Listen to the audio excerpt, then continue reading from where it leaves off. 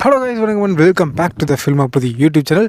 கிரிக்கெட்டில் இந்தியாவை பாகிஸ்தான் ஜெயிக்கிறது எப்படி ஒரு ரேரஸ்டான விஷயமா இருக்கோ, தமிழ்நாட்டில் ஆலங்கட்டி மழை பெய்யுறது எப்படி ஒரு ரேரஸ்டான ஒரு விஷயமா இருக்கோ, பொண்ணுங்களை ஒரு பையனை உண்மையாக லவ் பண்ணுறது எப்படி ஒரு ரேரஸ்டான விஷயமா இருக்கோ, நம்ம இயக்கவை இப்போ இருக்கக்கூடிய காலகட்டத்தில் ஒரு தமிழ் சேட்டலைட் சேனலில் இன்டர்வியூ அட்டன் பண்ணுறது ரொம்பவே அரிதிலும் அரிதான விஷயமா இருந்துட்டு இருக்குது.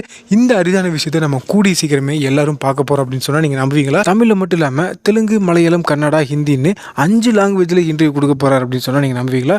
நம்பவே மாட்டீங்க. இந்த ஒரு அரிதான விஷயத்தை நம்ம கூடிய சீக்கிரமே ஒருத்தர் சாதிச்சு காட்ட போறாருங்க. அவர் யாருன்னா, நம்ம ஏகேயோட முந்தைய படங்களை தயாரித்த, நம்ம ஏகேயோட ஃபியூச்சர் படத்தை ரிலீஸ் பண்ண போகிற நம்ம ஏகேயோட ஃபேமிலி ஃப்ரெண்டான நம்ம போனி கபூர் மாமா அவர்கள் தான்.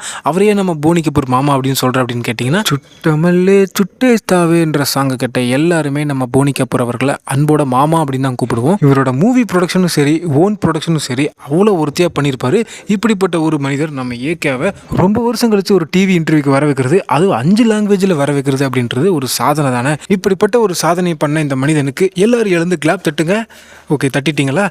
நம்ம ஏகேயோட அடுத்த படமான ஏகே 64 படத்தை ஹிந்தி வெர்ஷனை நம்ம போனி கபூர் மாமா அவர்கள் தான் வாங்கி ரிலீஸ் பண்ணதாக இருந்தது. பட் இப்போது ஹிந்தியில் மட்டும் இல்லாமல் 5 லாங்குவேஜ்லையுமே சேர்த்து நம்ம போனி கபூர் அவர்கள் தான் ரிலீஸ் பண்ணியிருக்கிறாரு. நம்ம ஏகேவுக்கு போனி கபூர் அவர்கள் ரொம்பவே க்ளோஸான ஃபேமிலி ஃப்ரெண்டாக இருக்கிறதுனால இந்த ஏகே 64 படத்தை எல்லா லாங்குவேஜ்லேயும் நல்ல மார்க்கெட்டிங் பண்ணி பெரிய மார்ஜினில் ரிலீஸ் பண்ணி 1000 கோடி எப்படியாவது ரீச் பண்ண வைக்கணும் அப்படின்ற ஒரு ஐடியாவில் நம்ம போனி கபூர்கள் இருந்துட்டு இருக்காராம். நம்ம க்ளோஸ் ஃப்ரெண்டு ஒரு பெரிய விஷயத்தை அச்சீவ் பண்ணார் அப்படின்னா அதை நினச்சி நம்ம பெருமைப்படுறோம் இல்லையா? அது மாதிரி தமிழ் சினிமாவோட முதல் 1000 கோடி படத்தை நம்ம ஏகேவை கொடுக்க வச்சு தான் பெருமைப்பட்டுக்கணும் அப்படின்ற ஒரு மனநிலையிலையும் நம்ம மாமா இருந்துட்டு இருக்காரு. இப்போ இருக்கக்கூடிய காலகட்டத்தில் ஒரு தெலுங்கு படம், ஹிந்தி படம் 1000 கோடி அச்சீவ் பண்ணுறது ஒரு சாதாரணமான விஷயமா இருக்குது. ஆனால் ஒரு தமிழ் படம் 1000 கோடி அப்படின்ற ஒரு மார்ஜினை ரீச் பண்ணுறது ரொம்ப பெரிய விஷயம். இறங்கி எல்லா ஸ்டேட்ஸ்லையும் போய் ப்ரொமோஷன் பண்ணணும். அதனால் நம்ம ஏகேயோட 64 படத்தை எப்படியாவது 1000 கோடி அடிக்க வச்சிடணும் அப்படின்னு நம்ம போனி கபூர் மாமா கங்கணம் கட்டிட்டு சுற்றிட்டு இருக்காராம்.